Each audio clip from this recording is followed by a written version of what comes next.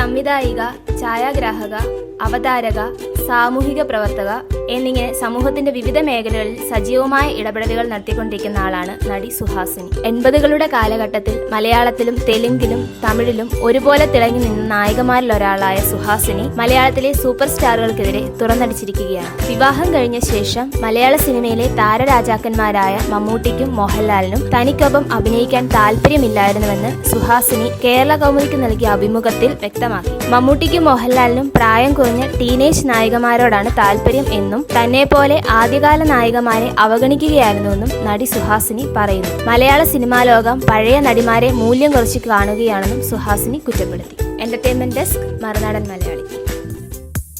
കൂടുതൽ വാർത്തകൾക്കും വിശേഷങ്ങൾക്കുമായി ഞങ്ങളുടെ ചാനൽ സബ്സ്ക്രൈബ് ചെയ്യുക.